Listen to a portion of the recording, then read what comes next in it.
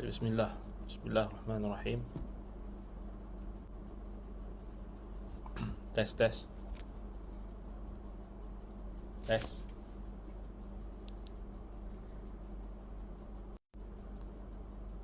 Assalamualaikum warahmatullahi wabarakatuh. Tes. Subhanallah. Tes. Subhanallah, walhamdulillah, wa la ilaha illallah, Allahu akbar, wa la hawla wa la quwwata illa billah.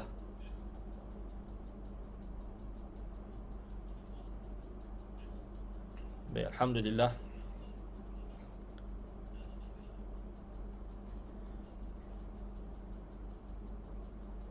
Baik, okey juga kita punya sound. Baik, bismillahirrahmanirrahim. Assalamualaikum warahmatullahi wabarakatuh. Alhamdulillah, alhamdulillahirabbil alamin.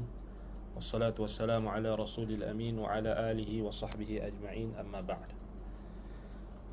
Baik, jadi kita sambung pada sesi yang kedua ataupun sesi yang majlis yang kedua. Majlis kita pada membahaskan berkenaan dengan syarah 40 athar dari 40 orang sahabat Nabi SAW, daripada kitab Syarh Al-Ghurar min Mawqufil Athar karangan Syekh Saleh Al-Utsaimin hafizahullah. Baik, jadi kita sambung pada athar yang ke-17, iaitulah athar yang diriwayatkan daripada Ammar bin Yasir radhiyallahu anhu. Ammar bin Yasir radhiyallahu anhuma yang mengatakan, "Thalathun man jama'ahunna jama'al imana, al-insafu min nafsika wal infaqu min al-iqtari wa badlus salami lil alami." Tiga perkara, barang siapa yang menghimpunkan ketiga-tiga perkara tersebut, maka dia telah menghimpunkan iman. Al-insafu min nafsika, iaitulah berlaku insaf terhadap dirimu sendiri, yakni adil terhadap dirimu sendiri, tidak menzalimi dirimu sendiri, memberikan hak yang telah Allah Ta'ala tentukan pada diri sendiri, hak terhadap diri sendiri, hak terhadap ahli keluargamu dan sebagainya. Pada diri sendiri ni maksudnya dia lebih fokus pada diri sendirilah dalam konteks ini. Wal infaqu minal iqtar, maksudnya menginfakkan harta benda di saat kita mempunyai sedikit harta benda, ataupun menginfakkan harta benda di saat kamu susah. Dan yang ketiga, badlus salam lil alami, memberikan atau menyebarkan salam kepada seluruh alam, kepada seluruh manusia. Ini kepada orang-orang beriman, sama ada yang kamu kenal ataupun yang kamu tak kenal. Ini berdasarkan dalam hadis yang lain, dalam hadis Nabi SAW. Baik, asar ni kita dah sebut tadi adalah asar yang sahih, diriwayatkan oleh Imam Ahmad dalam kitab Al-Iman, Ibnu Abi Shaybah, dengan sanad yang sahih. Baik, dan kita sebutkan tadi insaf minan nafsi, insaf terhadap diri sendiri, terhadap jiwa kamu sendiri. Infak minal iqtar, maksudnya tetap menginfakkan harta benda walaupun dalam keadaan sedikit. Wabadhlus salam wabadhlus salam, menyebarkan salam, termasuk daripada cabang-cabang iman. Dan kita dah sebut tadi, iaitulah martabat-martabat iman. Dan ini menunjukkan iman itu bertambah dan berkurang. Dan Ibnul Qayyim rahimahullah dalam Zadil Ma'ad ada jelaskan tentang tentang tiga perkara ini. Dan sangat mantaplah kalau kita rujuk dalam perkataan Imam Ibnul Qayyim dalam Zadil Ma'ad berkenaan dengan kita kata tiga khisal, tiga perkara yang dihimpunkan oleh seseorang ini, dia maksudnya dia telah menghimpunkan iman secara keseluruhan. Baik, kalau kita tengok balik apa yang nak dimaksudkan dengan tiga perkara ini adalah penjelasan akan syu'abul iman, cabang-cabang iman. Kerana insaf terhadap diri sendiri tadi tempatnya di dalam hati, mahalluha al-qalb. Al-infaq, menginfakkan harta benda dalam keadaan kita sedikit, walaupun kita dalam keadaan sedikit, kadang-kadang kita susah, itu termasuk dalam anggota jawarih, anggota badan, kan? Maksudnya amalan yang dilakukan dengan anggota badan. dengan kita menginfakkan harta benda, menginfakkan apa yang kita ada seadanya. Dan salam pula, mengucapkan salam, menyebarkan salam, tempatnya adalah lisan. So di sini dia menghimpunkan 3 cabang iman. Maksudnya iman ini adalah al-qawlu wal amal, perkataan dan juga amalan. Kataan lisan, perkataan anggota badan, amalan dengan anggota badan, dan juga perkataan hati dan amalan hati. Sebab itu kita kata itu adalah cabang-cabang keimanan. Baik. Dan kalau kita tengok balik, yang zahirnya athar ini dia menghimpunkan ketiga-tiga cabang iman. So athar ni dia sama macam hadis Nabi SAW, al-iman bid'un wa sab'una syu'bah. Iman itu ada 70 lebih cabang. Yang paling tinggi la ilaha illallah, kalimah yang lisan la ilaha illallah. Adnaha imatatul adza 'ani tariq. Yang paling rendah iaitulah membuang duri di jalanan ataupun perkara yang boleh menyakitkan di jalanan, itu dengan anggota badan. Wal haya syu'batun minal iman. Malu iaitulah melibatkan hati, masuk daripada cabang iman. So sama macam hadis Nabi SAW. Jadi kalau kita tengok macam mana tabiat athar para sahabat ni, dia takkan lari daripada hadis Nabi. Kenapa? Kerana para sahabat dididik dan dibimbing oleh Nabi SAW. Sudah tentulah perkataan mereka juga akan menatijahkan keberkatan dan kebaikan yang sangat banyak. So kita nak tengok macam mana Nabi SAW didik para sahabatnya, kita tengok macam mana perkataan sahabat Nabi, athar para sahabat Nabi. So takkan lari jauh dengan hadis-hadis Nabi. Sebab itulah kenapa salafus salih mereka sangat mengagungkan perkataan sahabat. Perkataan sahabat ni kita kata dia kedudukannya adalah selepas perkataan Nabi SAW.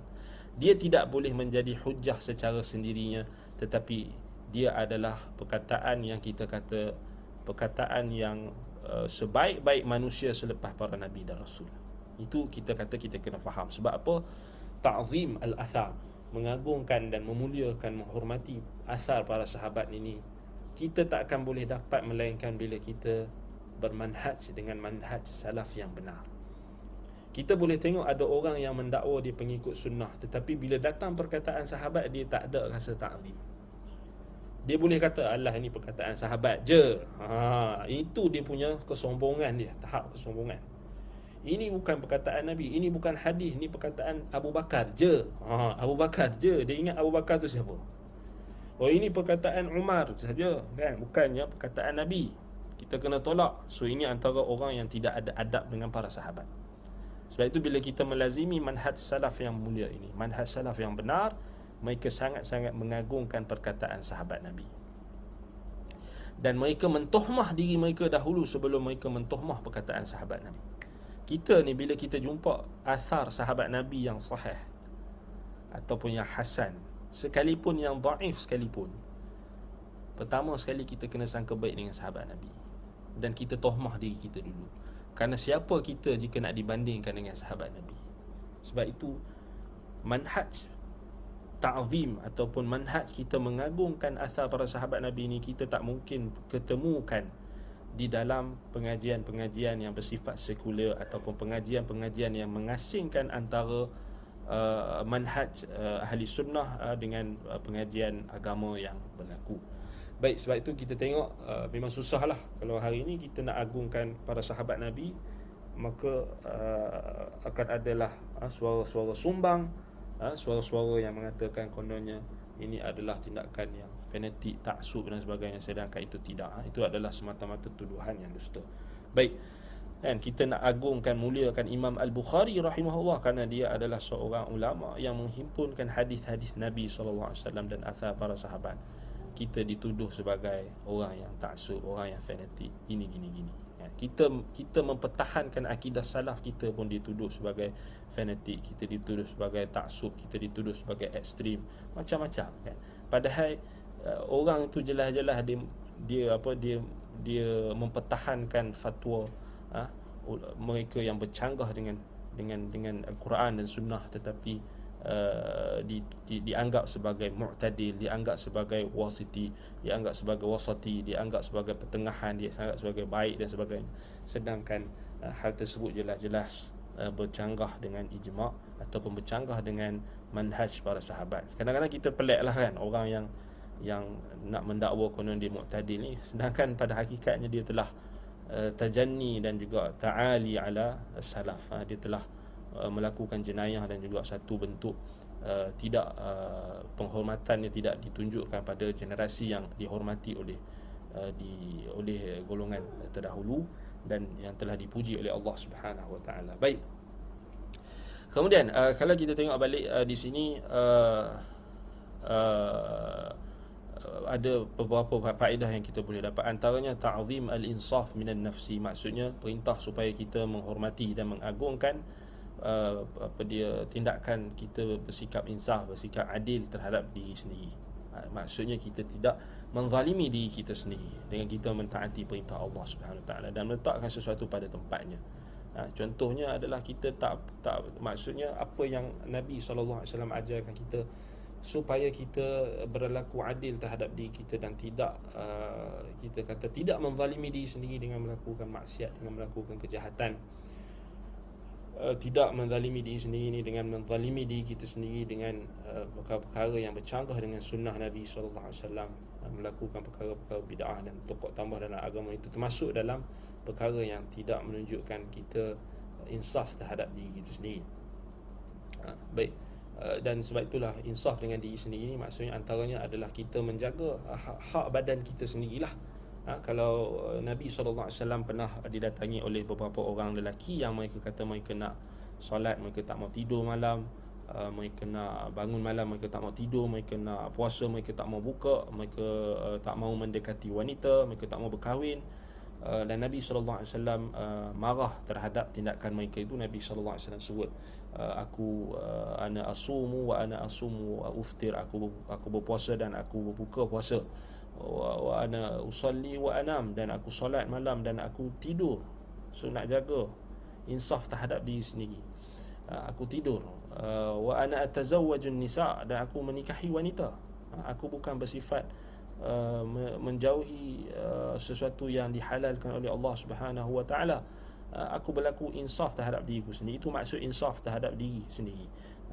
Dan barang siapa yang membenci sunnahku, maka dia bukan termasuk di kalanganku. Faman raghiba an sunnati falaysa minni. Baik.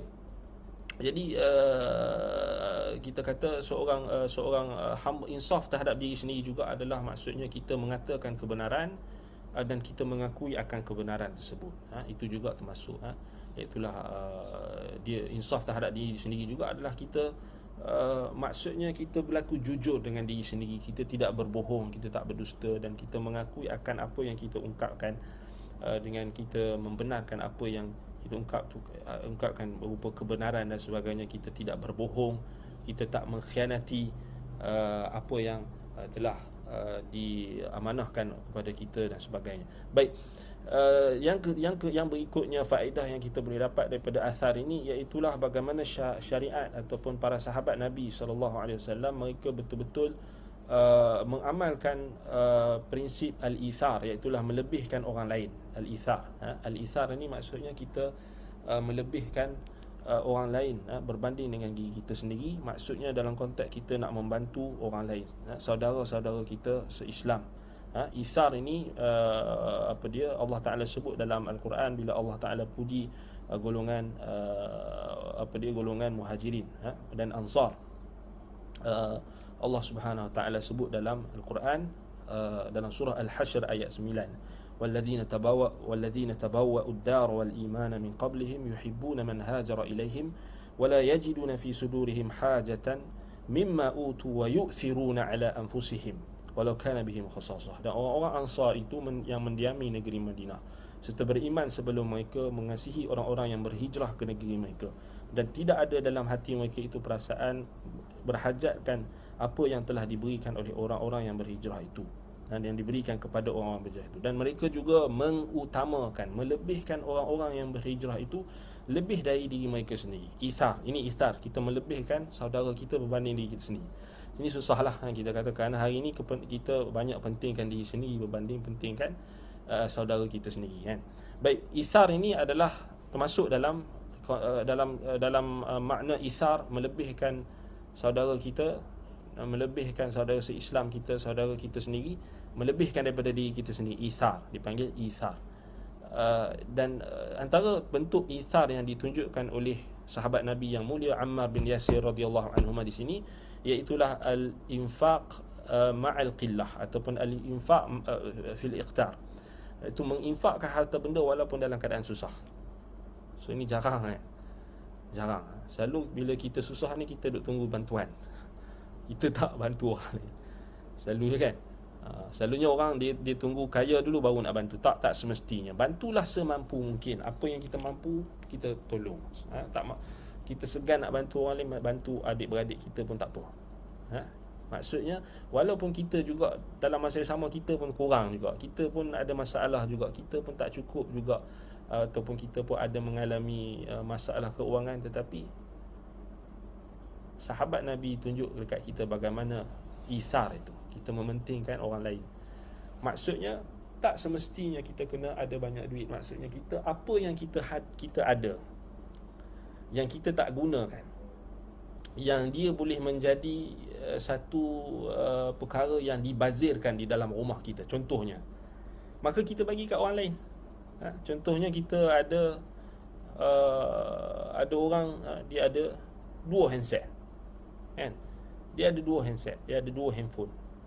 Kerana dia tahu ada orang tak ada handphone, maka dia handphone, padahal handphone yang kedua tu, second phone dia tu tak guna pun, simpan saja, lalu dia pun bagi dekat orang lain handphone tu. Tambah-tambah lagi sekarang ni zaman orang nak kena guna peranti dan sebagainya. Itu ithar contoh. Walaupun dalam masa yang sama, dalam keadaan dia berhajat ataupun memerlukan hal tersebut, dia still bagi. Itu contoh, maksudnya al-infaq ma'al iqtar ataupun al-infaq ma'al qillah. Maksudnya kita bagi sedekah dekat orang, infak dekat orang dalam keadaan kita pun susah, kita pun tak cukup mana pun, kita bagi kat orang, kita juga kena bagi.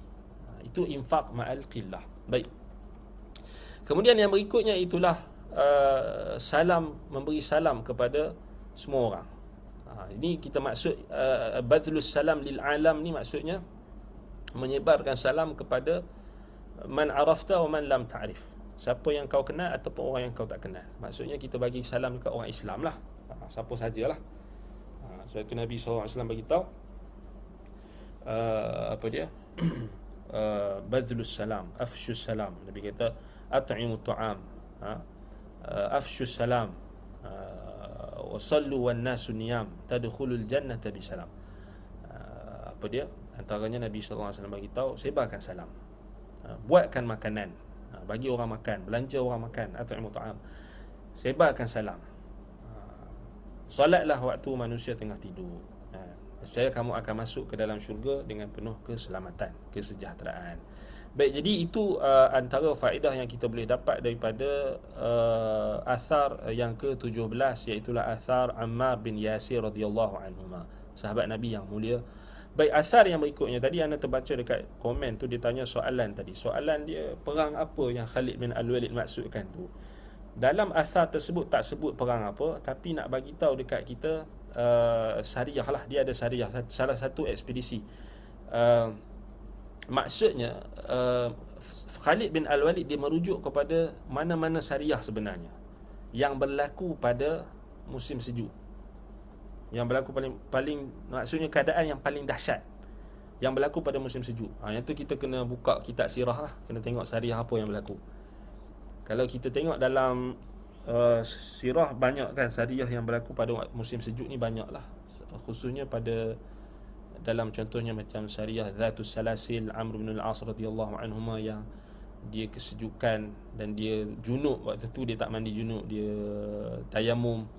Tu ada kan satu Amr bin Al-As. Tapi yang ni yang Khalid bin Al-Walid, Dia zatus salasil boleh jadi. Boleh jadi peristiwa itu berlaku yang sebab apa? Sebab zatus salasil Nabi SAW utuskan tentera bantuan daripada Muhajirin, yang termasuk ada di antara mereka itu Abu Ubaidah bin Al-Jarrah, Abu Bakar dan Umar. Sebab itu bila kita tengok Khalid bin Al-Walid cakap tadi, dia kata, aku lebih cintakan malam yang aku bersama dengan waktu malam yang sejuk aku bersama dengan Muhajirin, yang kami berjaga malam dan pada waktunya paginya kami menyerang musuh. Itu boleh jadi merujuk kepada perang Zatus Salasil. Boleh jadi merujuk kepada Zatus Salasil. Jadi kalau kita tengok balik, itu antara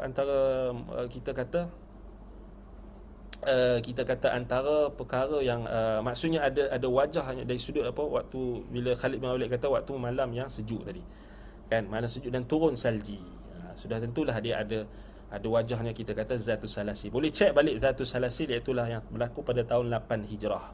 Kemungkinan Zatus Salasil, kalau salah tu anda minta maaf, kita kena rujuk balik. Tapi setakat yang petunjuk yang kita boleh dapat daripada perkataan Khalid bin Al-Walid itu menunjukkan ianya berlaku pada Zatus Salasil, kerana adanya perhimpunan antara Muhajirin. Maksudnya yang terlibat dalam syariah tersebut antaranya adalah Muhajirin, antaranya Abu Bakar, Umar dan juga Abu Ubaidah ibn Al-Jarrah. Dan waktu itu berlaku kita kata antara yang berlaku perbincangan antara Amr bin Al-As dan juga Abu Ubaidah bin Al-Jarrah, dan siapa yang menjadi amir ketika itu. Dan akhir sekali Abu Ubaidah bin Al-Jarrah dia menyerahkan imarah itu kepada Amr bin Al-As, kerana memang dari sudut asalnya memang Nabi lantik Amr bin Al-As, kan. Wallahu a'lam. Itu soalan anda terbaca tadi, sebentar tadi. Baik, waktu rehat tadi. Baik, wallahu a'lam. Tak tahulah yang tanya tadi ada lagi, kita harap terjawab soalan tadi. Baik, kemudian asar yang ke-18, an Abi Darda radhiyallahu anhu annahu qala. Asar yang ke-18 daripada asar-asar para sahabat, iaitu asar daripada Abu Darda radhiyallahu anhu. Abu Darda ni siapa? Abu Darda ni Uwaimir bin Zaid ibn Qais al-Ansari al-Khazraji. Nama asal Abu Darda Uwaimir Ibnu Zaid Ibnu Qais Al-Ansari, dan dia masyhur dengan kunyahnya Abu Darda. Baik, Abu Darda radhiyallahu anhu mengatakan, laula thalathun salahan nasu, syuhun muta'un wa hawan muttaba'un wa i'jabu kulli dhi ra'yin bi ra'yihi. Abu Darda radhiyallahu anhu berkata, laula thalathun salahan nas, kalaulah tidak kerana tiga perkara, nescaya manusia akan menjadi baik keadaannya. Maksudnya tiga perkara ni menyebabkan keadaan manusia menjadi buruk sesama mereka. Apa benda tiga perkara yang menyebabkan keburukan berlaku, antara menyebabkan keadaan manusia menjadi buruk? Yang pertama, kata Abu Darda radhiyallahu an, yang pertama syuhun muta'. Syuhun muta' maksudnya yakni apa? Wa man yuqa syuhha nafsihi, barang siapa yang terselamat daripada perasaan yang bakhil yang sangat. Syuh ni bakhil yang sangat, teramat bakhil. Kita boleh kata tangkai jering. Perangai ataupun sikap yang terlampau bakhil. Terlampau bakhil, terlampau kedekut. Syuh ni lebih daripada kedekut lagi. Sangat-sangat kedekut. Dia kata tangkai jering. Tangkai jering. Teruk sangat syuh. Syuhun muta', yakni perasaan kedekut ataupun perasaan kedekut yang sangat-sangat diikuti, ditaati, muta'. Itu yang pertama yang akan memusnahkan, yang akan menyebabkan keadaan manusia tidak baik. Yang kedua, hawan muttaba'un, hawa nafsu yang diikuti. Hawa nafsu yang diikuti, yang ni yang kedua, yang akan merosakkan keadaan manusia. Yang ketiga apa? I'jabu kulli dhi ra'yin bi ra'yihi. Ujub ataupun terlampau kagum dengan pendapat seseorang, seorang yang mempunyai pendapat dengan pendapatnya sendiri. Ini tiga penyakit. Kita boleh kata Abu Darda radhiyallahu anhu, sahabat Nabi yang mulia ini, nak bagi tahu dekat kita tiga perkara yang akan merosakkan keadaan manusia. Baik, Jadi Abu Darda radhiyallahu an, kita sebutkan tadi, beliau masyhur dengan kunyah beliau, namanya Uwaimir. Uwaimir bin Zaid bin Qais Al-Ansari. Baik. Wafat pada akhir khilafah Uthman bin Affan. Dan ada juga yang mengatakan dia hidup beberapa tahun setelah itu di Damsyik, Syam. Baik, kalau kita tengok balik, asar ini riwayat oleh Imam Ahmad, Abu Daud, kedua-dua mereka meriwayatkan dalam kitab mereka Az-Zuhud. So Imam Abu Daud dengan Imam Ahmad ada kitab Zuhud. So asar ini diriwayatkan oleh Imam Ahmad dan Imam Abu Daud dalam kitab Zuhud dengan sanad yang sahih. Tapi lafaz ini adalah lafaz Imam Ahmad. Baik, kalau kita tengok balik, jadi asar ini sahih. Dalam asar ini kita dapat satu faedah. Faedah yang pertama iaitulah nak bagi tahu dekat kita, kerosakan itu ada sebab. Kerosakan keadaan manusia ini, apabila manusia ini dalam keadaan yang rosak, ianya berlaku dengan sebab. Dan Allah Ta'ala ciptakan sesuatu ada sebab. Dan antara sebab-sebab kerosakan yang berlaku, yang menyebabkan berlakunya kerosakan, sebab-sebab kerosakan yang berlaku sesama manusia, antaranya adalah apa yang diungkapkan oleh sahabat Nabi yang mulia Abu Darda radhiyallahu anhu. 3 perkara tadi. Dan ini maksudnya di sini, para sahabat Nabi, manhaj mereka berhadapan dengan kerosakan, mereka akan mencari sebab-sebab. So ini penting. So kita bukan, bila kita menyebut tentang kerosakan yang berlaku dalam masyarakat, kita tak semata-mata hanya cukup kita sembang tentang ini rosak, kita kena cari sebab. Apa yang menjadi penyebab menyebabkan kerosakan itu berlaku. Dan ini adalah manhaj yang kita kata yang baik, yang terbaik dalam kita nak mencari solusi dalam sesuatu kerosakan yang berlaku. So sahabat Nabi dia dah tunjuk dekat kita. Baik. Faedah yang kedua, bahawa mengetahui tentang sebab berlakunya kerosakan akan membantu kita untuk mengislah dan memperelokkan keadaan tersebut. Sebab itu siapa yang tahu tentang sebab kerosakan, maka dia akan lebih tahu macam mana nak perbaiki kerosakan tersebut, berbanding beza dengan orang yang tak tahu. Yang dia tahu rosak, masyarakat rosak, dia duk sebut masyarakat rosak, manusia rosak, tapi dia tak cari sebab, ataupun dia tak tahu tentang sebab. Jadi bagaimana bila dia tak tahu tentang sebab kerosakan, macam mana dia nak memperbaiki kerosakan tersebut? Sebab itu kalau kita tengok balik, inilah yang banyak diriwayatkan daripada salaf, bagaimana mereka sebut tentang kerosakan akhir zaman, apa yang akan berlaku, fitnah-fitnah akhir zaman, mereka bagi tahu sebab-sebab. Dan inilah yang dididik oleh Nabi kita sallallahu alaihi wasallam. So, dalam hadis yang sangat banyak Nabi bagi tahu, contohnya Nabi bagi tahu kenapa penyakit-penyakit yang pelik-pelik berlaku banyak pada akhir zaman. Antaranya apabila tersebarnya zina, fahishah, perkara yang keji seperti zina, liwat dan sebagainya tersebar. Supaya apa? Supaya umat Islam berusaha untuk menutup kerosakan tersebut dengan melaksanakan amal ma'ruf nahi munkar. Nampak? Apabila tersebarnya alat-alat muzik, so Nabi bagi tahu. Apabila Quran dijadikan seperti nyanyian, Nabi dah bagi tahu. Apabila adanya bai'ul hukmi maksudnya pemerintahan itu ditentukan dengan cara jual beli, rasuah, Nabi dah bagi tahu dalam riwayat yang banyak tentang apa yang akan berlaku akhir zaman. Sebab itu dengan menutup pintu kerosakan, apabila kita tahu pintu kerosakan itu dan kita cuba untuk atasinya, ini antara manhaj yang sempurna. Sudah tentu apa yang diajarkan oleh para sahabat Nabi diajar oleh Nabi SAW. Kan? So macam kita tengok masalah sekarang, kenapa macam contoh, kenapa kes COVID-19 ni tak turun-turun, kalau turun pun sikit saja. So kita kena cari sebab, kan? So mereka, pihak berkuasa, dia kena cari sebab, dan tak boleh dia hanya buat pandang rendah, alah ini isu kecil dan sebagainya, ini benda boleh kita atasi. Tak, kena atasi. Kalau tak makin naik dan tak ada apa-apa perubahan yang dapat melegakan masyarakat. Itu kita kata sangat bahaya. Baik. Dan termasuk perkara yang dapat merosakkan masyarakat atau keadaan manusia adalah sudah tentulah apabila kerosakan agama, kerosakan yang berlaku pada agama, kerosakan yang berlaku pada harta benda dan juga maruah dan juga keturunan. Ini antara kita kata perkara yang perlu kita lihatlah pada maqasid syariah yang nak menjaga agama, nak menjaga harta, nak menjaga nyawa, nak menjaga keturunan 5, dan juga menjaga maruah, nak dilihat pada maqasid syariah yang 5 tu nak jaga apa. Sebab itu kalau kita tengok balik, semuanya itu ada sebab-sebab yang akan menyebabkan berlakunya kerosakan dalam kelima-lima perkara tersebut. Antara yang paling kita bimbang dan paling kita risau adalah berlaku kerosakan dalam agama, urusan agama. Baik, sebab itulah Nabi Abu Darda radhiyallahu anhu disebutkan antara perkara yang mufsidat, yang dapat merosakkan keadaan manusia adalah asyuhul muta', iaitulah perasaan syuh, yakni perasaan kedekut yang sangat dahsyat, yang kita kata yang sangat ditaati, sangat diikuti. Maksudnya orang tidak melihat bahawasanya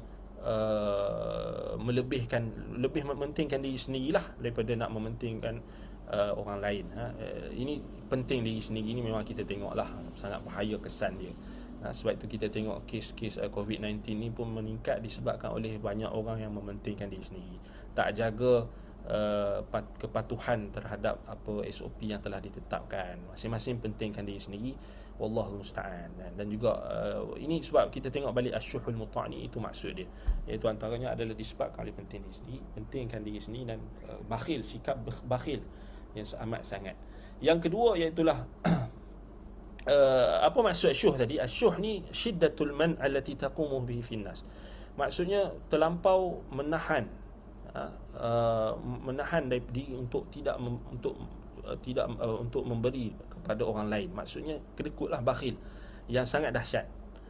Tak mau kongsi kan. Kalau dia macam kita tengok sekarang lah, manusia bila negara-negara yang kaya dia dapat vaksin, dia dapat akses vaksin yang dah banyak, dibeli pukal banyak-banyak vaksin, kemudian vaksin tu dia lebih kan, ada lebihan kerana tamak, kemudian sepatutnya dia beli sekadar cukup je ataupun ada lebih sikit-sikit, kemudian dia boleh derma, tapi disebabkan tamak dibeli secara pukal, dibeli secara banyak-banyak, lalu menyebabkan negara-negara pertengahan atau negara-negara miskin tak dapat akses kepada vaksin ataupun lambat, menyebabkan pembaziran berlaku. So ini kita tengok perangai negara-negara kapitalis, negara-negara kaya. Mereka berkaya, kemudian mereka kedekut. Itu satu. Satu lagi perangai orang yang kedekut ni, maksudnya dia tak bagi benda yang baik lah. Itu satu juga kan, syiddatul mal allati taqumu fihi an-nafs, yang disebabkan oleh jiwa dah rosak tadi. Baik, sebab tu kalau kita tengok balik kita kena lawan syuh ini, iaitulah dengan kita memberi kita kata tak kedekut lah dengan harta kita, dengan ilmu kita. Ada orang dia kedekut ilmu, dia kedekut harta kan.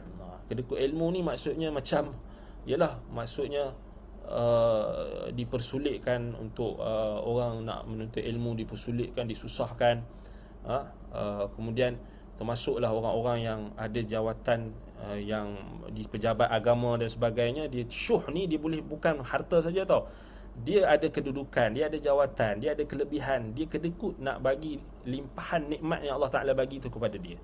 Dia punyalah tak mau, takut dia punya kedudukan tu tergugat, maka dia kalau boleh dia nak halang pendakwah-pendakwah yang benar ni, supaya tak tergugat jawatan dia, supaya tak tergugat amalan-amalan dia yang dia dah buat dan sebagainya. Ini juga satu syuhul muta', satu bentuk kedekut yang dahsyat, menghalang kebaikan ni lagi dahsyat daripada kedekut hanya bentuk harta benda. So dia dah ada jawatan, dia dah ada pangkat jawatan dan sebagainya, dia menyulitkan untuk diberi tauliah pengajian atau tauliah untuk mengajar kepada orang-orang yang layak. Padahal orang yang minta tauliah tu adalah orang yang alim, orang yang ada ilmu, tetapi disebabkan oleh kedekutnya tadi, dia tak mau kebaikan pada orang lain, apalagi takut kedudukan dia tergugat, ataupun takut orang tak dengar cakap dia dan sebagainya, takut, lalu dia menghalang orang yang patutnya diberi tauliah tadi, dihalang. Ini juga syuhul muta'. Kita jangan bataskan kedekut ni hanya pada harta benda, kedekut ilmu, kedekut nikmat yang Allah Ta'ala dah bagi dekat dia, jawatan sebagai panel tauliah dan sebagainya. Sepatutnya dia kena mudahkan. Kecuali lah kalau orang tu memang jelas-jelas sesat, bawa ajaran batiniyah, bawa ajaran yang melanggar sunnah Nabi, melanggar usul i'tiqad ahli sunnah jelas-jelas, itu tak apalah dia nak sekat. Ini orang yang ajar siang malam pagi petang, ajar akidah Al-Quran dan Sunnah, ajar akidah ahli sunnah, ajar hadis-hadis Nabi SAW, ajar tafsir Al-Quran, ajar benda-benda yang boleh menyebabkan masyarakat lebih dekat dengan Al-Quran dan Sunnah, ajar makna Al-Quran dan Sunnah pun disekat tauliah. Ini kita kata memang syuhul muta', memang kita kata kedekut yang dahsyat lah. Memang ini kita kata memang dahsyat lah. Wallahu musta'an. Sebab itu yang menyebabkan kerosakan. Jadi bila tak ada orang-orang yang benar ni, tak diberikan tauliah kepada mereka, maka diberikanlah kepada orang-orang yang tidak layak. Dan ini kita tengok, kalau sesuatu urusan tu diberikan kepada bukan ahlinya, maka kata Nabi SAW, fantaziris sa'ah, maka tunggulah berlaku kiamat. Dan memang itu kalau kita tengok balik sangat dahsyat lah. Sebab itu kita tengok, Allahul musta'an, sepatutnya orang-orang yang ada jawatan dalam pejabat agama dan sebagainya, dia kena fikirlah. Dia janganlah hanya fikir kepentingan diri sendiri dan kepentingan kononnya, atas alasan kononnya menjaga kepentingan masyarakat, tetapi sebenarnya tidak menunjukkan hal tersebut itu, apa yang diungkapkan itu sebenarnya hanyalah kerana dendam, kerana tak puas hati dengan puak yang mereka labelkan itu dan sebagainya. Lalu mereka bertindak dengan membalas dendam, tak bagi tauliah dan sebagainya. Kita bukanlah nak sangat tauliah ni kan, tetapi kita nak bagi tahu bahawasanya ada orang yang dizalimi disebabkan oleh korupsi dan juga kerana birokrasi yang ada dalam orang-orang yang dianggap sebagai sepatutnya mereka memegang amanah menjaga urusan agama ni. Mereka sepatutnya memberi nasihat kepada masyarakat dan juga tidak menghalang orang lain untuk mendapat kebaikan. Sebab itu kita kena faham, kita kena faham itu juga bentuk syuh. Sebab itu ini nasihat kita lah kepada orang-orang yang ada jawatan ni. Maksud, gunakan jawatan yang sepatutnya kamu pegang, amanah yang kamu akan berhadapan dengan Allah Ta'ala nanti, gunakan sebaiknya untuk menyebarkan Islam, bukan untuk menyekat pendakwah-pendakwah Islam, pendakwah-pendakwah sunnah. Lalu kamu biarkan mereka yang mengajar ajaran-ajaran yang batiniyah, ajaran-ajaran sesat dan sebagainya, kamu biarkan saja. Dan ini sangat dahsyat lah, kita kata dosanya. Wallahul musta'an. Baik. Kemudian kalau kita tengok kan pelik kan, orang yang artis yang menyanyi dan sebagainya, bila dia bertaubat senang sangat nak dapat tauliah. Orang yang mengaji, menuntut ilmu yang berbelah-belah tahun, berpuluh-puluh tahun menuntut ilmu, yang mengajar Quran dan Sunnah, kemudian yang kita kata yang terbukti keilmuan mereka itu dihalang daripada dapat tauliah. Tiba-tiba orang yang menyanyi, orang yang bertaubat, baru bertaubat daripada industri muzik dan lakonan, dengan mudah dapat tauliah. Ini kita kata satu bentuk birokrasi yang sangat dahsyat lah, kita kata sangat dahsyat. Dan ini memang kena dibersihkan lah sikap-sikap macam ni, satu bentuk yang tak baik lah, kita kata sangat, dia akan memberi kesan buruk kepada masyarakat. Wallahul musta'an wa alaihi at-tuklan. Baik. Kemudian kalau kita tengok balik disebutkan oleh Abu Darda lagi, antara sebab kerosakan dalam manusia ini, keadaan manusia ini adalah apa? Al-hawa al-muttaba', hawa nafsu yang diikuti. Hawa nafsu yang diikuti ni apa? Iaitulah kecintaan hati, kecintaan jiwa terhadap sesuatu perkara dan juga kecenderungannya pada sesuatu perkara. Hawa nafs disebut hawa nafsu. Kecenderungan hati, kecenderungan jiwa terhadap sesuatu perkara disebut sebagai hawa nafsu. Hawa nafsu ni nama lainnya adalah apa? Hawa. Kenapa dinamakan hawa sebagai hawa? Kerana dia akan membawa pelakunya kepada lembah kebinasaan. Yahwu sahibuhu yahwu sumiyal hawa li'annahu yahwu sahibuhu ilal halak. Kerana dia akan menjerumuskan pelakunya kepada lembah kebinasaan. Sebab itulah ahlul bid'ah disebut sebagai ahlul ahwa, kerana mereka orang yang paling banyak mengikuti hawa nafsu. Mereka orang yang mendahulukan hawa nafsu berbanding dengan Al-Quran dan Sunnah. Sebab itu ini kita kena faham. Sebab itu hawa nafsu yang diikuti ni memang banyak lah hari ni kita tengok. Sebab tu kita tengok banyak sangat bid'ah yang berlaku, banyak sangat pokok tambah dalam agama yang berlaku, banyak sangat penyelewengan dalam akidah yang berlaku. Sebab hawa nafsu, masing-masing nak ikut hawa nafsu kan. Nak faham, nak beriman dengan Allah pun nak kena ikut falsafah Aristotle, nak ikut falsafah, nak ikut ilmu kalam, kerana hawa nafsu kan? Tak mau ikut Quran dan Sunnah. Jadi hawa al-muttaba', al-hawa al-muttaba'. hawa nafsu yang diikuti. Ini adalah penyebab manusia menjadi rosak. Keadaan manusia itu akan menjadi rosak. Baik, dan termasuklah perkara yang disebutkan oleh Abu Darda yang ketiga yang dapat menimbulkan kerosakan di antara manusia, iaitulah apa? I'jabu kulli dhi ra'yin bi ra'yihi. Seseorang yang mempunyai pandangan yang terlampau kagum dengan pandangannya sendiri, pendapatnya sendiri. Ini berlaku disebabkan oleh apa? Hawa nafsu tadi. Dia ada kaitan dengan terlampau bakhil, terlampau bakhil dengan ilmu, bakhil dengan nikmat yang Allah Ta'ala bagi, bakhil dengan harta benda, bakhil dengan macam-macam lagi, bakhil dengan masanya, tak mau guna masanya untuk menuntut ilmu, tak mau mencari kebenaran, bakhil. Kemudian diikuti hawa nafsunya, kemudian kagum dengan pendapat diri sendiri.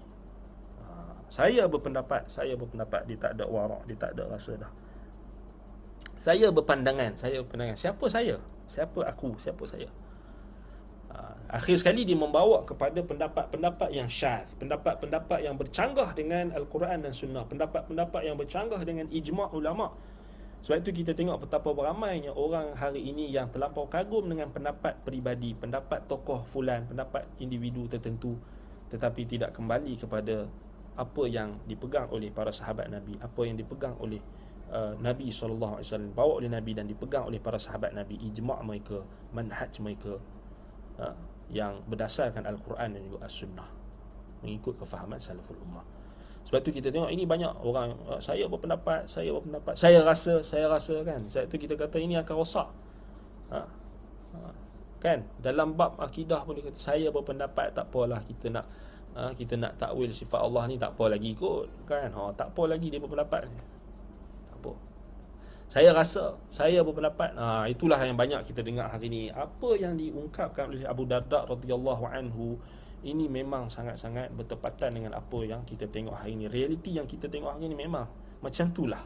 Masing-masing pendapat, masing-masing orang nak menangkan pendapat mereka. Kullu hizbin bima ladaihim farihun. Setiap kelompok mereka akan berbangga-bangga dengan apa yang mereka ada, walaupun pegangan dan pendapat mereka itu bercanggah dengan Quran dan Sunnah, bercanggah dengan ijma' salaful ummah. Sebab tu kita kata ini antara perkara yang boleh merosakkan masyarakat, merosakkan keadaan manusia. I'jabu kulli dhi ra'yin bi ra'yihi. Kagum dengan seorang yang mempunyai pendapat itu, terlampau kagum dengan pendapatnya sendiri. Baik.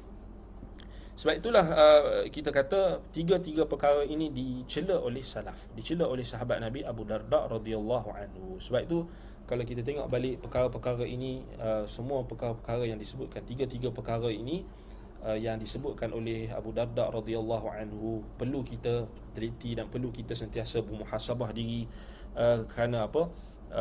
Sesuatu yang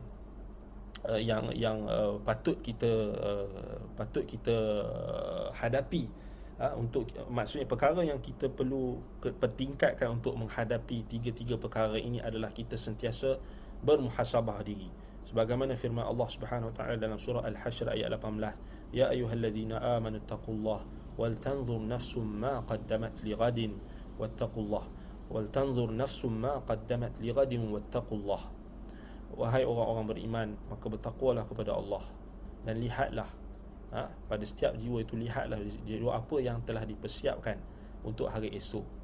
Maksudnya kita kena sentiasa muhasabah diri, apa yang kita persiapkan untuk kita bertemu di hadapan Allah Ta'ala kelak, dan bertakwalah kepada Allah. Dan sebab itulah kita diperintahkan untuk sentiasa muhasabah diri, supaya kita menjaga jiwa kita ni, supaya kita tidak ada rasa ujub, tak ada rasa kagum dengan diri kita sendiri, tidak terpedaya dengan diri kita, tidak terpedaya dengan kehebatan diri kita sendiri ataupun kebijaksanaan diri kita. Semuanya kita perlu tahu, kalaulah tidak kerana rahmat Allah, tentulah kita akan mengikuti syaitan. Baik, jadi itu berkenaan dengan athar yang ke-18. Athar yang ke-19, athar yang ke-18 ni memang kita kata sangat, kita kata memang kenalah dengan realiti. So ini adalah kita tengok macam mana kesan asar para sahabat, macam mana mereka tinggalkan kepada kita perkataan-perkataan yang sedikit tetapi mengandungi keberkatan yang sangat banyak. Asar yang ke-19 iaitulah daripada Abu Mas'ud Al-Ansari Al-Badri radhiyallahu anhu. So Abu Mas'ud Al-Ansari Al-Badri, siapa beliau? Nama asal beliau ialah Uqbah ibnu Amr ibnu Tha'labah al-Ansari al-Khazraji. Tetapi dia lebih masyhur dengan kunyah beliau, iaitulah Abu Mas'ud al-Ansari al-Badri. Maksudnya dia adalah orang yang ahli Badar, yang terlibat dalam peperangan Badar. Masyhur dengan kunyah beliau Abu Mas'ud al-Ansari. Baik, nama asal beliau tadi Uqbah ibnu Amr ibn Tha'labah. Uqbah ibn Amr ibn Tha'labah al-Ansari al-Khazraji. Baik, beliau wafat pada tahun sebelum 40 Hijrah ataupun selepas sedikit, selepas 40 Hijrah, maksudnya selepas zaman Ali radhiyallahu an, ataupun dalam waktu itu dikatakan di Kufah, ada juga dikatakan di Madinah. Wallahu taala a'lam. Baik, apa perkataan beliau? Kata beliau, qala an Abi Mas'ud al-Ansari al-Badri radhiyallahu anhu, katanya qala alaikum bitaqwallah wa luzumi jama'ati Muhammadin sallallahu alaihi wasallam fa inna Allah ta'ala lan yajma'a jama'ata Muhammadin sallallahu alaihi wasallam ala dhalalah wa inna dinallahi wahidun wa iyyakum wa talawuna fi dinillah wa alaikum bitaqwallah wasbiru hatta yastariha barrun wa yustaraha min fajirin. Rawahu al-Hakim wa sahahahu ala syarti Muslim wa isnaduhu sahih wa ruya marfu'an wa la yathbut. Baik, maksudnya kata Abu Mas'ud al-Ansari radhiyallahu anhu, dia kata apa? Alaikum bitaqwallah, hendaklah kamu bertakwa kepada Allah. Wa luzumi jama'ati Muhammadin sallallahu alaihi wasallam, dan hendaklah kamu melazimi jamaah Muhammad sallallahu alaihi wasallam. Apa maksud jamaah Muhammad? Adakah jamaah Persatuan Muhammadiyah di Indonesia itu? Bukan. Adakah jamaah tertentu? Bukan. Jama'atu Muhammadin sallallahu alaihi wasallam maknanya ialah jamaah para sahabat, manhaj para sahabat, agama yang dipegang dan dianuti dan diamalkan dan dipraktikkan oleh para sahabat Nabi. Inilah jama'atu Muhammadin. Hendaklah kamu berpegang dengan jama'atu Muhammad, iaitulah manhaj salaf, manhaj ahli sunnati wal jamaah. Fa inna Allah Ta'ala lan yajma'a jama'ata Muhammad sallallahu alaihi wasallam ala dhalalah. Kerana sesungguhnya Allah Ta'ala tidak menghimpunkan jamaah Muhammad ini di atas kesesatan. Jamaah ini sahaja yang akan selamat, dia tak akan sesat. Itu maksud dia. Allah Ta'ala tak akan himpunkan orang yang berpegang teguh dengan manhaj para sahabat, manhaj salaf, di atas kesesatan. Wa inna dinallahi wahidun. Sesungguhnya agama Allah ni satu saja, tak ada banyak. Satu saja. Inilah agama dia, agama sahabat Nabi Muhammad.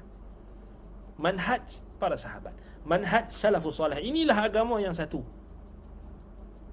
Tak ada agama-agama yang lain. Seperti mana orang duk buat sekarang ni, Abrahamic religion lah, agama Ibrahim lah, agama itulah, agama inilah, nak konon nak satukan antara Asy'ariyah dan Salafiyah lah. Kononnya nak satukan antara Syiah dengan Sunnah, kan? Nak takrib dulu, nak takrib Syiah dan Sunnah, nak takrib Asy'ariyah dan Salafiyah tanpa tahu apa perbezaan usul. Konon-konon acah-acah nak bersatu, padahal dia sendiri tak tahu apa perbezaan. Hanya setakat nak seronok-seronok nak suruh berhimpun satu meja, nak selfie situ. Baik, tak payah suruh berhimpun, tak payah suruh bersatu. Orang nak bersatu atas dasar akidah yang sahih. Kalau setakat-takat nak ambil gambar seronok-seronok suka-suka, baik, tak payah, kan? Bukan itu tujuan kita. Tujuan kita nak menyatukan manusia di atas agama yang satu.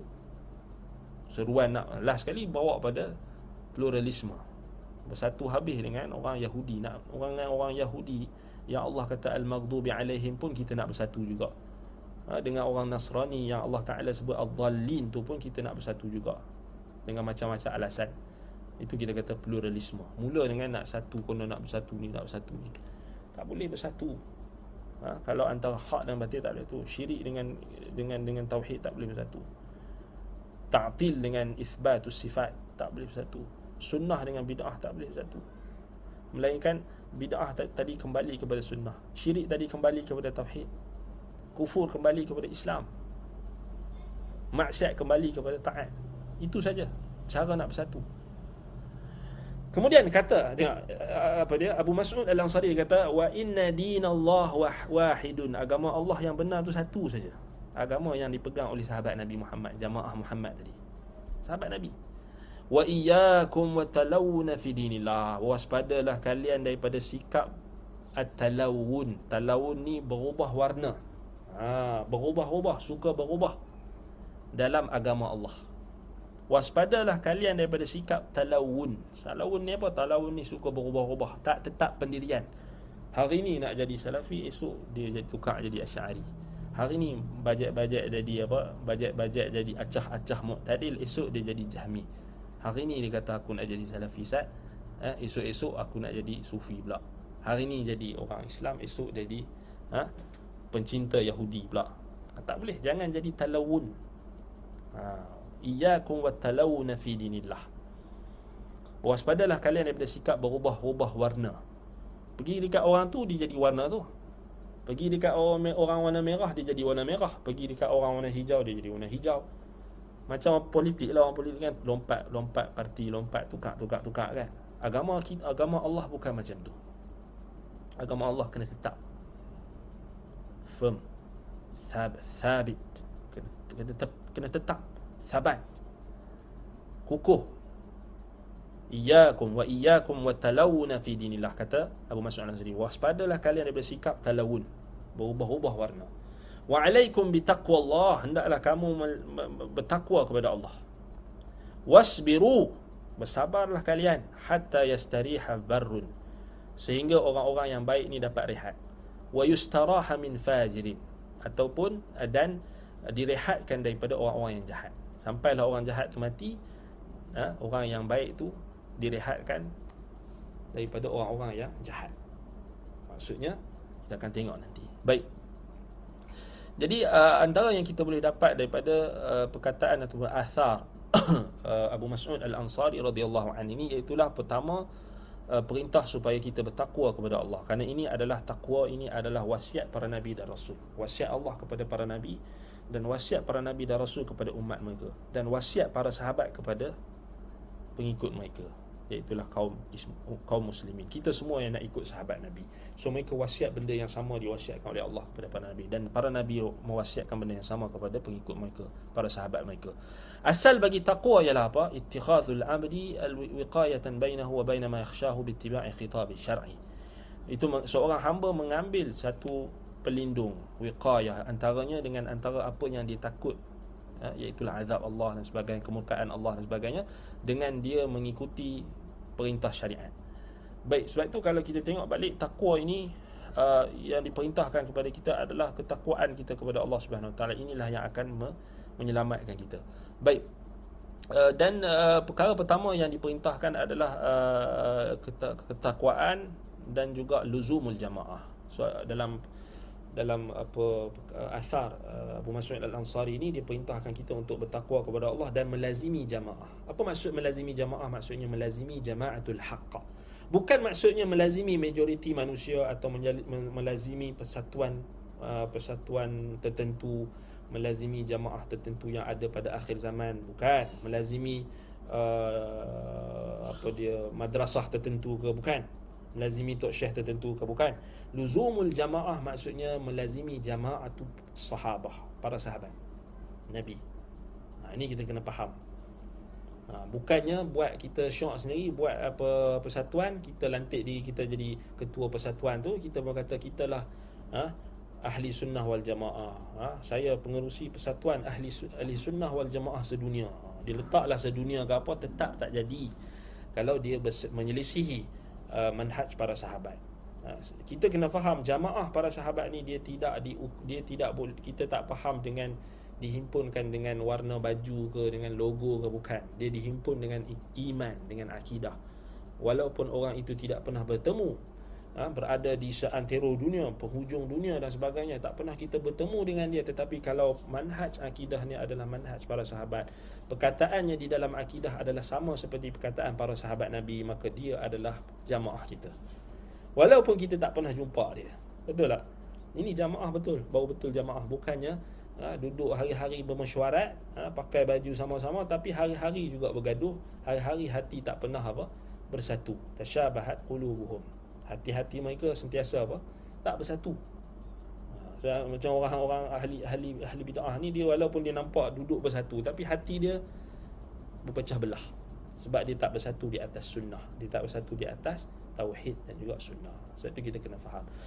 Perintah yang berikutnya, yang kedua, ketakwaan disertai dengan melazimi ketaatan. Itu juga adalah satu perintah yang disebutkan oleh Abu Mas'ud Al-Ansari radhiyallahu an. Baik. Kemudian disebutkan oleh Abu Mas'ud Al-Ansari radhiyallahu an, kalau kita tengok balik apa dia?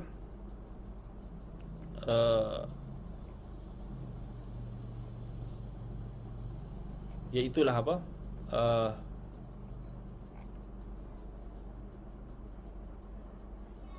Iaitulah kita kata perintah supaya kita bersabar. Bersabar dengan apa yang menimpa kita.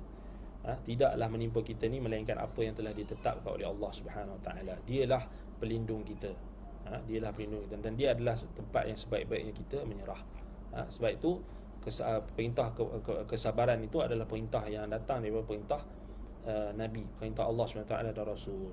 Baik, alaikum bitaqwallah wasbiru, supaya kita bertakwa kepada Allah. Tengok, takwa kepada Allah ni adalah perintah Abu Mas'ud Al-Ansari radhiyallahu yang diulang-ulang, yang diulang-ulang. Sebab tu kalau kita tengok balik, dia suruh kita bersabar. Antaranya Nabi SAW juga perintahkan kita bersabar. Kalau kita tengok kezaliman yang berlaku di kalangan pemerintah, ada kezaliman, ada kekurangan dan sebagainya, kita tak diperintahkan untuk memberontak, kita tak diperintahkan untuk memaki hamun, kita tak diperintahkan untuk buat demonstrasi, kita maki hamun pemerintah, tidak. Tapi Nabi SAW perintah kita supaya bersabar. Isbiru hatta talqawni alal hawdi innakum satarawna atharah. Kamu akan melihat atharah, yakni pemimpin-pemimpin yang mementingkan diri sendiri. Tapi Nabi SAW tak pernah suruh kita ni maki pemimpin kita, hasut masyarakat supaya benci kepada pemimpin, pemerintah. Tak, Nabi tak pernah suruh. Nabi SAW suruh kita isbiru, bersabar, hatta talqawni alal hawdi, sampailah kita bertemu dengan Nabi di telaga al-hawd nanti. Yang tu yang kita nak kan. Kita takut kita duk asyik duk cari salah pemerintah ni, duk maki pemerintah dan sebagainya. Takut kita nanti terhalang daripada untuk bertemu dengan Nabi kita SAW di telaga Ahud kerana kita tak sabar di atas kezaliman pemerintah. Baik, jadi itu antara faedah yang kita boleh dapat daripada athar yang ke-19 daripada athar Abu Mas'ud Al-Ansari radhiyallahu an. Athar yang ke-20.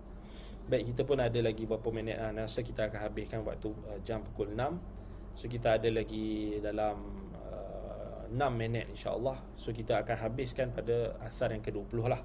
So lengkap 20. 10 lah hari ni kan, 10. So ada lagi 20 lagi kan. Tak apa, kita slow-slow kan. Yang penting kita dapat faedah lah. Itu yang paling penting sekali. Baik. Athar yang ke-20 iaitulah athar daripada Abdullah bin Salam radhiyallahu anhu. An Abdullah bin Salam radhiyallahu anhu annahu qala yawma qutila Uthman wallahi la turiquna mihjaman min damin illa izdattum bihi min Allah bu'da. Rawahu Sa'id bin Mansur wa isnaduhu sahih. Baik. Athar ini, athar yang ke-20 daripada sahabat Nabi yang ke-20, sahabat Nabi yang mulia, iaitulah Abdullah bin Salam radhiyallahu anhu. Siapa Abdullah bin Salam? Abdullah bin Salam iaitulah Abdullah bin Salam ibn al-Harith ibn al-Harith al-Israili, Halif Bani al-Khazraj. Kunyah beliau ialah Abu Yusuf. Beliau dari kalangan Bani Israel, sahabat Nabi di kalangan Bani Israel. So kita jangan kita maki-maki Israel tu. Kita nak marah, kita kata kita nak marah dan sebagainya, kata Yahudi lah. Israel ni Allah Ta'ala puji dalam Quran, dia adalah Nabi Yaqub kan. So isteri Nabi pun ada di kalangan Bani Israel. Adapun Israel yang ada sekarang, Yahudi yang ada sekarang ni, mereka bukan daripada keturunan Bani Israel. Mereka dah bercampur bau, kebanyakannya daripada Yahudi Ashkenazi, iaitulah Yahudi yang datang daripada Jerman, Poland dan seangkatan dengan dia lah, Austria dan sebagainya, yang dah bercampur. Mereka ni bukan daripada keturunan Bani Israel, tetapi mereka dah datang daripada keturunan yang bercampur-campur, daripada keturunan Yafith, daripada keturunan macam-macam lah. So mereka bukan, kalau mereka dakwa mereka daripada Bani Israel tak tepat. Cuma adalah saki-baki daripada Yahudi Samaritan yang memang ada nasab mereka sampai ke masih lagi ada Bani Israel, tetapi sangat sedikit. mereka yang berpusat di Jabal Nablus, iaitulah Yahudi Samaritan. Kalau kita tengok balik dia ada. Yang tu memang ada pure lagi Bani Israel, tapi sikit nak dibandingkan dengan Israel yang kita tengok hari ni yang duk bantai umat Islam di Palestin ni. Memang mereka ni bukan Bani Israel. Jangan kita terpedaya. Mereka bukan Bani Israel. Mereka adalah orang-orang yang tidak tahu, kita tidak tahu nasab mereka. Baik. Jadi Abdullah bin Salam radhiyallahu anhu seorang Yahudi, asalnya dia adalah seorang Yahudi Bani Israel yang beriman kepada Nabi SAW, beriman kepada Allah dan Rasul. Sebab itu kalau kita tengok beliau radhiyallahu anhu antara sahabat Nabi di kalangan Yahudi yang masuk Islam, Bani Israel yang beriman, yang mendapat 2 pahala yang Allah Ta'ala sebut dalam Quran, iaitu Ahlul Kitab yang beriman pada Musa dan Isa. Mereka kalau beriman dengan Nabi Muhammad, maka mereka mendapat 2 ganjaran pahala. So ini satu kelebihan bagi Abdullah bin Salam radhiyallahu anhu. Baik, dia digelarkan dengan kunyah beliau Abu Yusuf, dan wafat pada tahun 43 Hijrah di Madinah radhiyallahu anhu wa ardah. Baik, apa perkataan beliau yang kita nak tengok di sini, iaitu perkataan beliau. Beliau mengatakan, wallahi la turiquna mihjaman min damin illa zdattum bihi min Allah bu'dah. Baik, maksud perkataan beliau ni, maksudnya demi Allah, tidaklah kamu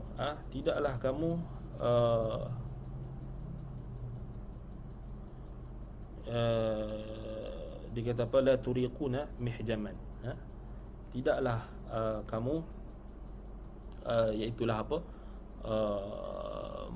menumpahkan satu mihjam, yakni satu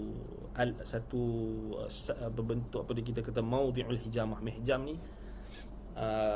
ni kita kata satu hijamah, kita kata apa, hijamah ni bekam kan. Mihjam ni maksudnya saiz bekam tu, saiz bekam. Tidaklah kamu menumpahkan satu darah yang sebesar mihjam ni, bekas hijamah atau bekas bekam tu, kamu menumpahkan darah manusia dengan sebesar itu, illa zdattum bihi minallahi bu'da, melainkan tidaklah kamu menumpahkan darah manusia dengan sebesar mihjam, melainkan akan bertambahlah disebabkan oleh perbuatan kamu yang menumpahkan darah manusia tanpa hak itu, akan bertambahlah kamu jauh daripada Allah sejauh-jauhnya. So di sini kalau kita tengok balik, ini adalah satu athar yang sangat hebat, yang sangat dahsyat, dan sangat kita perlu hayati athar ni. Abdullah bin Salam radhiyallahu anhu seorang Yahudi Bani Israel yang beriman kepada Nabi sallallahu alaihi wasallam, dan beliau bagi tahu dekat kita ketika hari pembunuhan Uthman. So diucapkan perkataan ni ketika hari terbunuhnya Uthman bin Affan radhiyallahu an, Amirul Mukminin, khalifah Islam yang ketiga, radhiyallahu anhu wa ardah. Baik. Jadi dia kata, takkan kalau kamu menumpahkan darah walaupun sebesar mihjam, sebesar saiz yang kecil sekalipun, sedikit kamu tumpahkan darah manusia, tidaklah menambah kepada kamu melainkan kejauhan daripada Allah. Maksudnya kita nak bagi tahu dekat sini adalah satu asar ini nak bagi tahu dekat kita, menumpahkan darah manusia tanpa hak ini akan menyebabkan seseorang itu akan dijauhkan daripada rahmat Allah. Siapa yang menumpahkan darah yang haram, maka dia akan dijauhkan daripada Allah. Dan barang siapa yang dijauhkan daripada rahmat Allah, maka dia akan menjemput kemurkaan dan azab Allah. So ini nak bagi tahu pengharaman menumpahkan darah manusia tanpa hak. Dan ini nak bagi tahu kepada kita, sahabat Nabi mereka sangat-sangat manhaj para sahabat mereka sangat-sangat menghargai dan menghormati dan mengagungkan urusan berkenaan dengan darah manusia. Kita hari ni kan, macam dulu kan ada seorang ustaz tu dia kata apa, alah 300 je mati, Allahu Akbar. Kita rasa geram je dengar. Alah 300 je mati. Dia boleh kata 300 je mati. Tak apalah dia boleh cakap macam tu, sebab tak masuk mak dia, tak masuk keluarga, kaum keluarga dia dalam 300 orang tu, dia bolehlah cakap macam tu. Ini menunjukkan kepada kita orang itu langsung tak ada perasaan simpati bila diucapkan perkataan tersebut. Dulu kan pernah disebut ada, sama juga sekarang ni dia buat benda yang sama, duk tuduh orang lain, duk tuduh Saudi, duk tuduh apa pula. Jadi orang macam ni kita kata geram bila dengar macam tu kan. Maksudnya urusan darah tu bagi orang yang tak ikut manhaj para sahabat Nabi, mereka tak ada rasa apa berkenaan dengan urusan darah manusia. Yang mereka tahu nak menghasut manusia supaya keluar memberontak kepada pemerintah supaya ditumpahkan darah lagi. Inilah manhaj Khawarij. Mereka tak pernah rasa ta'zim kepada hurmatid dam, pengharaman akan darah manusia. Mereka tak rasa. Kalau mati pun lantaklah. Tak ada sensitif. Alah, mati berapa orang je, biarlah kan. Macam tu je. Tak ada rasa sensitif dengan darah manusia. Sedangkan Nabi SAW bagi tahu antara perkara urusan yang pertama sekali yang akan dihisab oleh Allah adalah urusan berkenaan dengan darah manusia. Hati-hati kalau fatwa kita, ucapan kita, perkataan kita boleh menyebabkan tertumpahnya darah manusia. Antaranya orang yang hari ni penyakit COVID-19 ni, pandemik COVID-19 ni, yang semakin kita tengok meragut nyawa manusia, tiba-tiba kita keluar fatwa jangan ambil vaksin, ataupun kita keluar fatwa supaya tak ikut SOP, kita keluar. Maka kalau fatwa kita itu menjadi penyebab kepada kematian satu orang sahaja, maka kita bertanggungjawab di hadapan Allah Ta'ala akan sebab kita menjadi sebab terkorbannya satu nyawa. Bayangkan satu nyawa saja. Tengok sahabat Nabi Abdullah bin Salam, dia kata apa? Ini nak bagi tahu dekat kita, ini manhaj para sahabat. Satu nyawa kita jangan main-main. Kalau hilang satu nyawa kita jangan ingat mudah. Jangan rasa bermudah-mudah dengan urusan darah manusia. Sebab itu kalau kita tengok di sini kalau kita tengok balik, mengisbatkan kepada kita ada maksiat yang akan menjauhkan seseorang daripada rahmat Allah. Antaranya adalah berkenaan dengan darah manusia. Siapa yang bermaksiat kepada Allah, maka dia akan dijauhkan daripada Allah. Siapa yang mentaati Allah, dia akan didekatkan kepada Allah. Dalam asar ini juga ada satu faedah penting, iaitu pengharaman menumpahkan darah manusia tanpa hak, walaupun sedikit. Walaupun sebesar mihjam, sebesar apa? Mihjam ni apa kita kata tadi? Bekam. Sebesar tu pun tak boleh. Apatah lagi sebesar mana pun tak boleh. Di sini adanya ta'zim hurmatid dam walau kana qalilan. Kita mengagungkan perintah Allah supaya kita menghormati darah manusia. Maksudnya kita tak semudah-mudah sewenang-wenangnya nak menumpahkan darah manusia. Apatah lagi mengeluarkan fatwa menyebabkan darah manusia tertumpah. Ini pun jadi sebab. Orang yang duk keluar fatwa suruh memberontak. Di Syria dulu, di mana? Kan? Dia kena tangguh. Di Mesir yang tumpah darah, bakar di sini, yang kena bunuh dan sebagainya, dia bertanggungjawab di hadapan Allah Ta'ala nanti. Hijamah ni kita tahu, mihjam ni maksudnya kita sebut tadi, dia adalah alat hijamah, alat bekam. Kalau kita tengok ini macam cawan kan, macam tu. Tapi orang dulu-dulu mungkin lebih besar atau lebih kecil, kita tak tahu sah dia. Tapi nak bagi tahu besar tu pun tak boleh kita tumpahkan darah manusia tanpa hak. Baik. Dan dalam perkataan Abdullah bin Salam radhiyallahu anhu ini juga adanya perintah, adanya satu faedah, iaitu apa? Bersumpah dalam fatwa.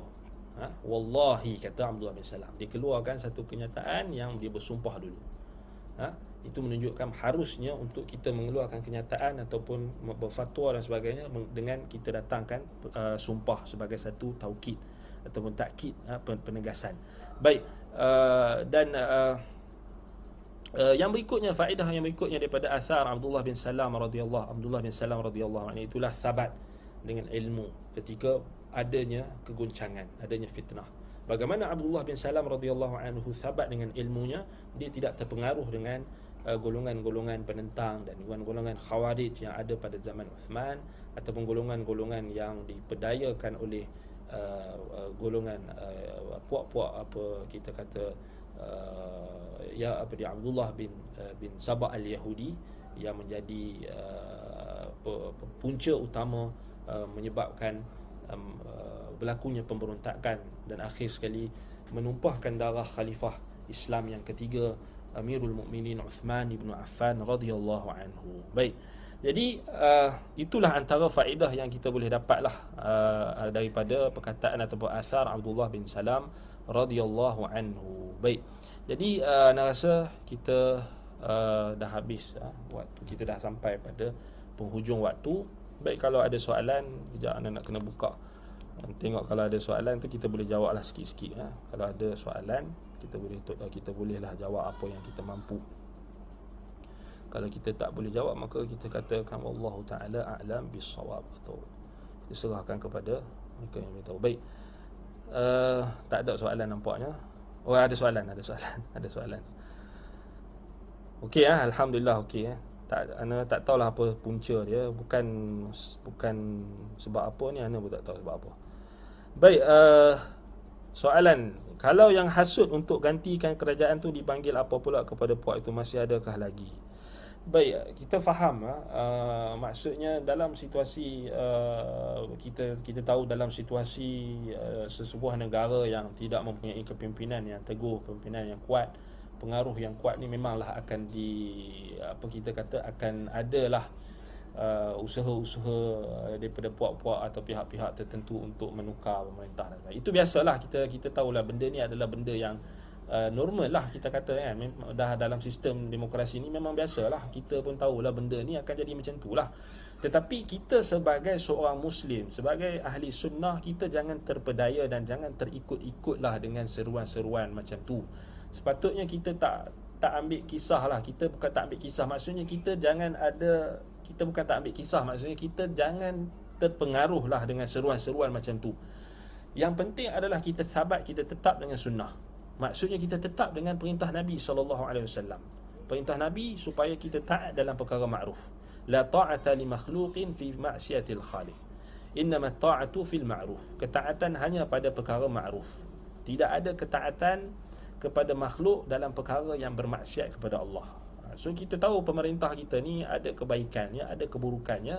Kalau benda yang baik kita taat, kita ikut. Benda yang buruk kita elakkan, kita lindungi diri kita, kita jangan ikut. Cuma kita jangan jadi golongan yang kita kata golongan yang menjadi penghasut. Sebab ahli sunnah dia bukan kita ni, bila kita belajar sunnah, bila kita belajar usul i'tiqad ahli sunnah, bila kita belajar manhaj salaf ni, tak ada satu pun dalil-dalil daripada Quran dan sunnah yang menyeru kita untuk jadi penghasut, untuk jadi kita ni mengajak manusia untuk membenci pemerintah dan sebagainya. Tidak. Kita tetap sahabat, kita konsisten dengan sunnah. Konsisten dengan sunnah, siapa pun jadi pemerintah kita tetap taat kepadanya selagi mana dia tidak memerintahkan kepada kemaksiatan. Ketaatan kita bukan mutlak kepada mereka. Ketaatan kita kepada Allah Subhanahu Wa Taala dan Rasul. Cuma kita kena faham, kita taat mereka dalam perkara makruf. Itu kan. Kalau ada yang menghalang ambil vaksin alasan Covid itu ciptaan manusia, itu puak apa pula? Adakah Hizbut Tahrir? Wallahu taala alam. Baik. Kita kena faham, orang yang tak setuju dengan vaksin ni dia macam-macam latar belakang. Kita pun tak adil lah kita nak hukum semua yang anti vaksin ni semuanya kita kata sesat. Tak. Ada orang yang dia ragu-ragu dengan vaksin. Ada orang yang dia masih tak yakin. Ada orang yang dia ada pengalaman. Ada orang yang dia memang anti vaksin tu, memang daripada awal lagi dia anti vaksin. So dia ada macam-macam jenis. Tetapi bila kita sentuh tentang orang yang ekstrim, golongan yang ekstrim anti vaksin dan sebagainya ni, kemudian yang bawa teori-teori konspirasi yang jelas-jelas sangat jauh daripada hakikat dan fakta. Jadi mereka ni kita katakan, kita tak bolehlah nak kata mereka ni khawarij ke apa ke, tak, bukan. Kita tak boleh kata macam tu. Tak adil untuk kita gelarkan mereka, kecuali kalau mereka memang menyeru kepada usul-usul pegangan-pegangan khawarij. Itu lain. Tapi kalau setakat mereka tolak vaksin tu, kita tak boleh kita hukum mereka sebagai khawarij. Kita boleh kata mereka tersalah dan sebagainya. Kita bertanggungjawablah untuk kita memperbetulkan apa yang tak betul dan sebagainya. Kita paling kurang kita tak boleh nak paksa dia orang. Kan? Dan memang kita dah tahu dah, kerajaan pun dah letakkan akta bagi orang yang menghasut dan sebagainya, boleh kena tangkap dan sebagainya. Itu kita serahkan kepada pemerintah. Tetapi kita tak bolehlah melampau jugalah dalam menyifatkan mereka ni khawarij ke apa, tak boleh. Kita kena adil. Wala yajrimannakum syana'anu qaumin ala alla ta'dilu. Janganlah disebabkan kebencian kamu pada satu kaum tu menyebabkan kamu tidak berlaku adil. Berlaku adil lah. kita tahu ada orang yang masih ragu-ragu kan, ada orang yang masih ni dia mungkin terpedaya dan sebagainya. Tapi kalau yang geng teori konspirasi ni memang kita kata mereka ni sesat. Mereka kita tak boleh nak kata mereka, kita tak sangka baik pun susah dah. Kalau dia memang dah menyeru kepada teori-teori konspirasi yang dikaitkan dengan nas-nas agama, dikaitkan dengan peristiwa akhir zaman. So ini pun kita dah bincang banyak lah kan. Kita bincang tentang kaitan mereka ini dengan kita kata seakan-akan kelompok batiniah, sama ada persamaan dengan kelompok-kelompok tukang ramal dan sebagainya. Dan kita tahulah maksudnya ini memang dah sesat jauh lah. Cuma kita kena masih lagi kita perlu seru mereka supaya ikut perkara yang benar lah dalam situasi macam ni. Baik. Kalau Hizbut Tahrir tu ana pun tak pastilah apa. Ana pun tak sempat nak tengok apa benda ni mereka. Tapi menyeru kepada menentang kerajaan dan menentang pemerintah ni bukanlah manhaj ahli sunnah. Itu yang paling penting. Baik. Waalaikumsalam warahmatullahi. Minta ulas sikit berkenaan volume azan dan akan tak ada azan nanti di Masjidil Haram Mekah. Sekarang asyik tersebar macam-macam fitnah dan kecam kat Saudi dan Universiti Madinah. Yang cakap tu ustaz-ustaz juga, tuan-tuan guru juga yang ramai follower. Baik. Dia berkenaan dengan isu azan ataupun iqamah ataupun di Saudi tu. Sebenarnya ana follow isu ni. Orang yang tak tahu tentang isu ni, dia banyak akan terpedaya dengan seruan-seruan liberal ataupun seruan-seruan golongan-golongan yang membenci Saudi ni memang banyaklah. Kita tahulah, kita sedia maklumlah Saudi memang banyak musuh. Sebab satu kita fahamlah mereka antara satu-satunya negara yang kita kata berhukum dengan Al-Quran dan Sunnah. Walaupun mereka ada kekurangan dan sebagainya, ada cubaan, mereka juga macam kita, negara yang bergelut dengan macam-macam ancaman pemikiran, ancaman liberal dan sebagainya. Dalam negara di Saudi itu sendiri memang kita tak nafikan ada ancaman-ancaman berbentuk pemikiran, akidah yang menyeleweng dan sebagainya.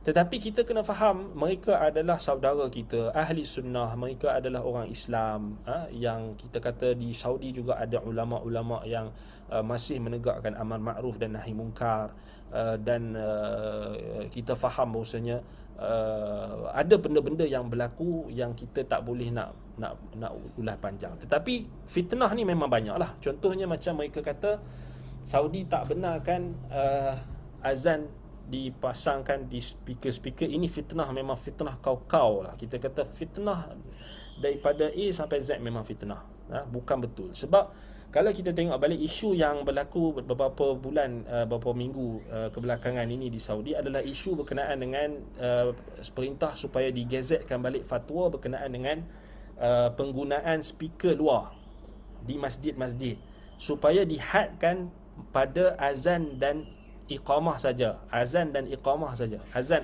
anda tak ingat sama ada azan dengan iqamah atau azan saja. Azan sahaja, yang azan dan iqamah saja kot kalau tak salah, yang dibenarkan untuk menggunakan speaker luar. Azan saja. Adapun bacaan solat, bacaan Quran di dalam masjid, maka tak dibenarkan untuk digunakan speaker luar. Sebetullah. Sebenarnya ni dibalik pada fatwa ulama-ulama ahli sunnah juga, fatwa Syekh Fauzan, Syekh Salih Al-Utsaimin, Syekh Muhammad bin Salih Al-Utsaimin yang lama dah. Cuma tak praktik je. Dia tak ada isu pun. Dia isu maksudnya sebab apa? Sebab betul lah. Sebab yang disyariatkan untuk dilaungkan dengan tinggi, seruan yang tinggi adalah azan. Sebab itu tak ada isu Saudi tak bagi azan sebenarnya. Ini tipu. Mereka twist, mereka tukar, mereka terbalikkan. Mereka bagi misleading. Pada tajuk dan sebagainya mereka tipu. Mereka fitnah, ni memang fitnah. Yang berlaku hanyalah apa? Tak diizin, tak dibenarkan, fatwa tak benarkan bacaan solat dalam masjid itu dipasang dengan speaker luar, kerana boleh mengganggu orang yang masyarakat yang ada anak dan sebagainya, yang nak berehat, nak tidur, ada anak dan sebagainya yang berbeza-beza. Itu betul, itu sahih, itu menepati sunnah kan. Jadi apa masalahnya? Cuma bila sampai dekat tangan-tangan orang yang ada kebencian kepada Saudi dan sebagainya, yang tak adil ni, yang zalim, mereka tambah tokok, tambah macam-macam. Kan? Itu kita kata memang fitnah lah, fitnah. Yang fitnah Universiti Islam Madinah ni mudah je kita nak faham. Dah Universiti Islam Madinah dia yang silibus dia yang memang terang-terangan kita kata menyeru kepada Al-Quran dan Sunnah, menyeru kepada mazhab salaf, memanglah akan dimusuhi oleh Syiah, akan dimusuhi oleh orang Sufi, akan dimusuhi oleh pengikut tarikat sesat, akan dimusuhi oleh golongan-golongan Ahlul Kalam. Memang. So kita nak harap apa? Memang itu pemusuhan daripada awal lagi, kan? Sebab itu kita kena faham, bila sejak 2-3 menjak ini, bila pendakwah-pendakwah sunnah mula mendedahkan berkenaan dengan kesesatan ajaran batiniyah, ajaran-ajaran sesat dan sebagainya, orang-orang yang sesat ini dia tak senang duduk. Sebab itulah dia attack Universiti Islam Madinah. Kita jangan terpedayalah dengan permainan mereka. So itu tujuan dia. Baik, itu pun dah ramai dah ustaz-ustaz yang dah jawab kan. Dia rasa cukup setakat tu. Baik. Volume kan. Volume azan. Betul lah tu. Maksudnya apa? Tak apa dia, kita kata apa? Isu dia sekarang ni itulah isu berkenaan dengan dihadkan penggunaan speaker luar tu, tak boleh melainkan azan saja. Azan dibenarkan lagi, bukan azan tak boleh. Kalau azan tak boleh, teruk lah. Azan tak boleh guna speaker luar, teruk lah Saudi. Lagi teruk daripada Malaysia lah. Malaysia ni pun dah ni kan, ada macam-macam juga. Tapi takkanlah Saudi nak buat macam tu. Satu lagi, memang tak betul pun. Memang kita pun follow, hari-hari kita follow media Saudi. Tak ada pun isu.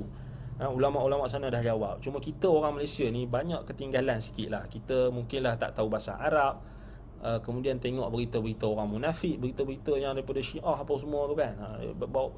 Datang pula dengan media sosial macam-macam, dia edit sikit. Ada kadang-kadang tu berita datang, cakap lain, tajuk lain, ni misleading kan. Banyak orang kita mudah percaya sebab akses maklumat tu tak berapa tepat. Mereka dapat akses maklumat yang telah diselewengkan, fakta-fakta dan sebagainya. Banyaklah.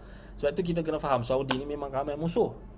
Kita pun tak setujulah dengan kemungkaran yang berlaku dekat Saudi. Memang kita tak nafikan ada kemungkaran yang melibatkan, bukan isu yang ringan lah. Kita faham. Sahabat-sahabat kita di sana pun cerita macam mana mereka struggle nak lawan dengan geng-geng liberal dan sebagainya. Sebab dekat sana tu memang kita kata banyaklah perkara-perkara mungkar yang dah berlaku. Cuma kita tak boleh berlaku zalim lah. Kita tetap menghormati dan kita tetap mendoakan kebaikan mereka. Sebab kita tahulah Saudi ialah negara yang kita kata negara tauhid, negara ahli tauhid, negara sunnah. Kita kata mereka memperjuangkan sunnah, mereka meletakkan perlembagaan mereka Al-Quran dan sunnah, ya. Dan memang ada kekurangan, tetapi kita tak boleh pukul rata lah, kita hukum semua Saudi macam tu. Sedangkan ulama-ulama ahli sunnah masih ada, pendakwah-pendakwah masih ada. Memanglah ada macam-macam halangan yang mereka, tetapi kita tak boleh fitnah mereka. Ini sangat bahaya. Kita dengar baru-baru ni ada orang yang fitnah ustaz fillah. Hati-hatilah kita sebut ni. Kita nak bagi tahu, kalau kita tak suka sekalipun, janganlah kita menzalimi dalam ucapan kita. Kita buat fitnah dekat orang, jangan. Berpada-padalah. Kita nak kritik negara orang, kita pun dekat dalam negara kita ni pun macam-macam kemungkaran. Sebab tu kita kena tengoklah. Kita jangan asyik tengok dekat orang, negara orang. Padahal negara orang tu lebih baik lah nak dibandingkan dengan kita. Dari sudut mereka menjaga agama tu masih lagi ada tu, walaupun ada kemungkaran. Kalau kita nak tengok negara kita ni, kalau kita nak cari kemungkaran, lagilah banyak. Sebab tu jangan kita mencari-cari keburukan saudara kita. Kita kena tutup aib. Dan kalau ada kemungkaran, kita ingkar, bukan kita membuat fitnah. Kita tak setuju, kita tak kata Saudi tu maksum, kan? Sebab itu kita kata apa yang melibatkan urusan kepimpinan mereka, urusan agama mereka dan sebagainya, kita serahkan kepada pemerintah mereka lah. Buat apa kita nak sibuk?